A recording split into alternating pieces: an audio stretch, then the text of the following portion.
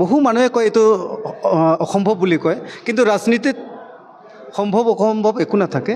কাৰণ যিহেতু আমি জনমূৰি আয়ৰ পৰাহে বিচাৰিছোঁতো, আমি ৰাজভঁৰালৰ পৰা বিচাৰিছোঁ। ৰাজভঁৰালত কেনেকৈ পইচা হয় এই কথাটো আমি স্পষ্টকৈ জানো, কাৰণ আমাৰ লগত অৰ্থনৈতিক বিশেষজ্ঞ আছে।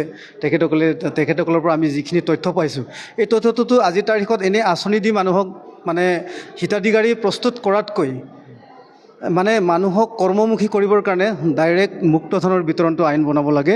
আৰু এইটো একেবাৰে সম্ভৱ, কাৰণ আজিৰ তাৰিখত GDP ৰেটটো মোটামুটি 22,000 টকা হয়। তাৰে ভিতৰত আধাখিনি তেখেতসকলে চৰকাৰ চলাবলৈ ৰাখক, কেতিয়াবা আকাশ ভাঙি পৰিব পাৰে, কেতিয়াবা মাটি ফাটিব পাৰে, কেতিয়াবা সাগৰ শুকাই যাব পাৰে। এইখিনিৰ কাৰণে তেখেতসকলে এই আধা পইচাটো ৰাখক, কিন্তু আধা পইচাটো ভোটাৰে মানে পোনপটীয়াকৈ জীয়াই থাকিবৰ কাৰণে নগদ মানে দি দিব লাগে।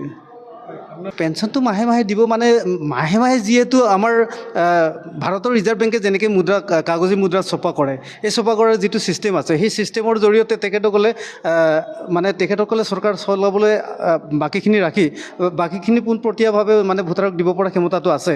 কিন্তু এইটোৰ কাৰণে তেখেতসকলে আইন বনাব লাগিব। এইটোতো একেবাৰে সহজ কথা, মানে আজিৰ তাৰিখত ইমান সহজ হৈ পৰিছে, কিন্তু কিছুমান কথা মানুহবিলাকে এইখিনি কথাটো বুজি পোৱা নাই যে তালিকাটো ডাইৰেক্ট বেংকত দি দিলে ভোটাৰ কাৰ্ডটো ATM-লৈ ৰূপান্তৰিত কৰিব লাগে আৰু প্ৰতি ভোটাৰক প্ৰতিমাহে দিয়া ব্যৱস্থা কৰিব লাগে।